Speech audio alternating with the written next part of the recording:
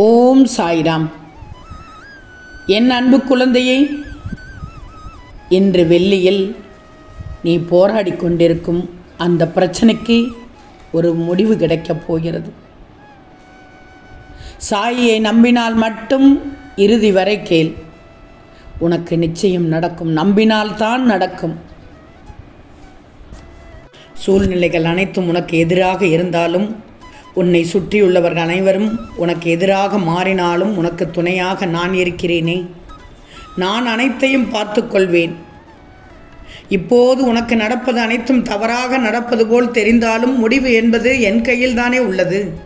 அந்த முடிவை எப்போதும் உனக்கு மட்டும்தான் நான் தருவேன்.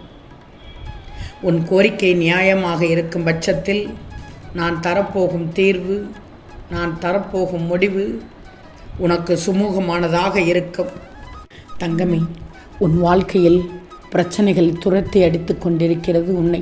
அது கஷ்டங்களாக உன்னைக்கு துரத்தி வந்து கொண்டிருக்கிறது.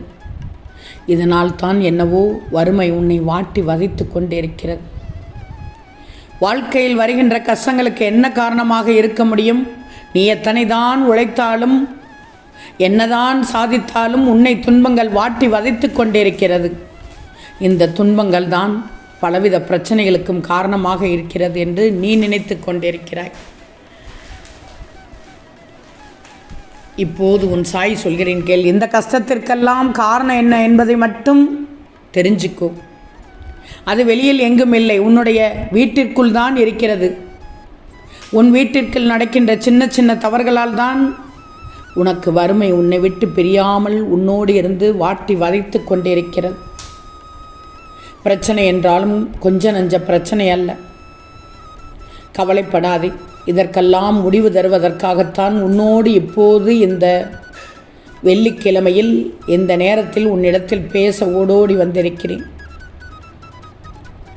தங்கமே, வாழ்க்கையின் வறுமை என்பது உன்னோடு ஒட்டி பிறந்தது போல என்னாலும் தொடர்ந்து கொண்டே இருக்கிறது தாயி என்று தானே சொல்கிறாய். உனக்காக உணர்த்துவதற்காகத்தான் வந்திருக்கிறேன். நான் சொல்லி முடிக்கும் முன்பே நீ நிச்சயமாக இதுவெல்லாம் உன் வீட்டில் நடந்து கொண்டிருக்கிறது என்பதை நீ புரிந்து கொள்வாய்.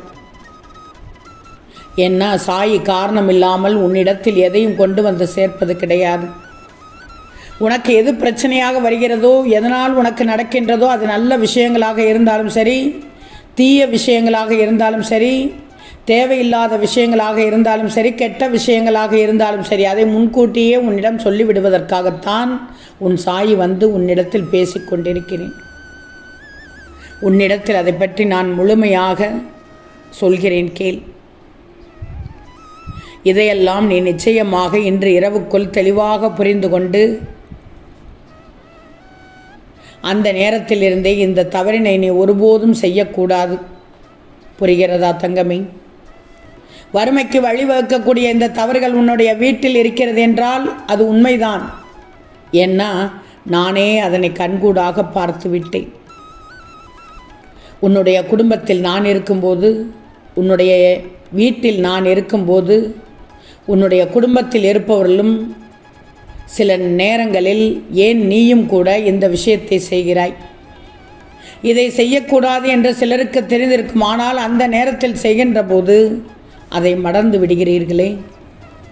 தான் செய்வது தவறு என்பதை அதன் பின்னால் உணர்வதும் கிடையாது. உன்னுடைய வீட்டில் குலதெய்வத்தை குடி வைக்க வேண்டும். தெய்வங்கள் உன் இல்லத்தில் நிரந்தரமாக இருக்க வேண்டும் என்றால் அவர்களுக்கு பிடிக்காத சில விஷயங்களை ஒருபோதும் செய்யக்கூடாது. நீ நன்றாக இருக்க வேண்டும் என்றுதான் அவர்கள் உனக்கு ஆசீர்வாதம் தருவார்கள். அந்த நேரத்தில் நீ அவர்களை அவமதிக்கும் விதமாக நடந்து கொண்டால் அது அவர்களுக்கு மன வேதனையை கொடுத்துவிடும்.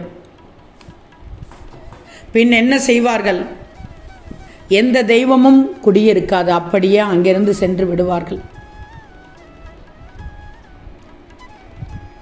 உன் சாயி சொல்கின்ற தெய்வங்கள் எல்லாம் என்ன தெரியுமா? என்னோடு உன் குலதெய்வமும் தான். உன்னுடைய குடும்பத்தில் வறுமை இல்லாமல் இருக்கவும், செல்வச் செழிப்போடு இருக்கவும் உனக்கு துணையாக இருக்கக்கூடியவர்கள் நானும் உன் குலதெய்வமும் தான். இவர்கள் இருவரையும் ஒரு நாளும் அவமதித்து விடக்கூடாது. அதற்கு உன் சாய் சொல்கின்ற இந்த விஷயங்கள் எல்லாம் உன் குடும்பத்தில் நடந்து கொண்டிருக்கிறதா என்று மட்டும் கேட்டுப்பார். உன்னிடத்தில் உப்பை மட்டும் கீழே சிந்தி விடாது. ஏன்னா அது மகாலட்சுமியை அவமதிப்பதற்கு சமம் அல்லவா? அதனால் எப்போதும் உப்பினை கீழே சிந்தாமல் பார்த்து கொள்ள வேண்டும். தெரியாமல் சிந்துவது வேறு, தெரிந்தே அங்கும் இங்கும் அறக்க பறக்க வேலை செய்யும்போது கீழே மேலேயும் கொஞ்சம் கொஞ்சமாக சிந்திக் கொண்டிருக்கக்கூடாது. உப்பினை கையில் எடுக்கும்போது லட்சுமி தேவியினுடைய அம்சம் என்ற எண்ணத்தை மனதில் வைத்துக்கொண்டு அதனை பொறுமையாக எடுக்கணும். ஆனால் அது உன்னுடைய சமையலுக்கு அளவோடு போய் சேரும் என்பதை மறந்து விடாது. குலதெய்வம் உன்னிடம் கண்டிப்பாக உன் வீட்டில் குடியிருக்கும். நான் சொல்வதை எல்லாம் கேட்டால் அதுபோல் நல்லெண்ணெய், ஏலக்காய், மிளகு, கடுகு இதையெல்லாம் கீழே சிந்து விடக்கூடாது. இது சனி பகவானை அவமதிப்பதற்கு சமம். இவையெல்லாம் சனி பகவானுக்கு உகந்த பொருள்தானே. அதனால் இதுவெல்லாம் சிந்தினால் அது அவரை அவமதிப்பதற்கு சமம். அதுபோல சாதத்தை பாத்திரத்திலிருந்து கரண்டி உரசும் வரை, சத்தம் கேட்கும் வரை துடைத்து வலித்து எடுக்கக்கூடாது. இது அன்னபூரணி. அன்னபுவனேஸ்வரியை நீ அவமதிப்பதற்கு இது சமமாகிவிடும். செல்வமே, சாதத்தை வீணடிப்பதும் இதற்கு நிகரான செயல்தான் என்பதை புரிஞ்சுக்கோ. சத்தம் உள்ளே கேட்கக்கூடாது. என் பிள்ளையான நீ வாழ்க்கையில் இதையெல்லாம் பின்பற்ற வேண்டும். சொல்வதை செய்யும் என் பிள்ளை. செய்வாய்தானே? உனக்கு அனைத்தையும் சொல்லிக் கொடுத்து வேண்டும். எப்படி இருக்க வேண்டும், எப்படி இருக்கக்கூடாது, ஒரு பிள்ளைக்கு எப்படி இருக்க வேண்டும், எப்படி இருக்கக்கூடாது என்பதை உன் தாய் சொல்லிக் கொடுப்பது போல உன் சாய் சொல்லிக் கொடுத்து விட்டேன். கேட்டுக்கோ. யாரையும் பகைச்சிக்கிடாதே.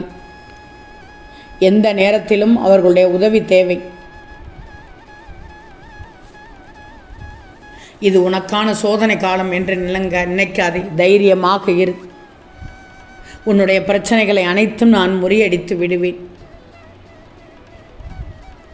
உன் வாழ்க்கையும் அந்த முடிவை பெற்றவுடன் அழகாக மாறும்.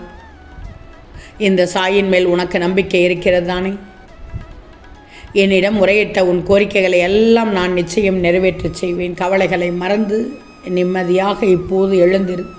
மகிழ்ச்சியாக உன் வேலையை பார். உனக்காக நான் இருக்கிறேன் என்பதை நம்புவாய்.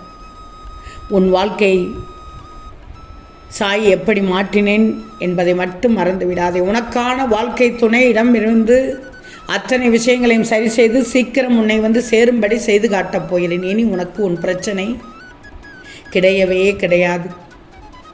ஓம் சாய்ராம்.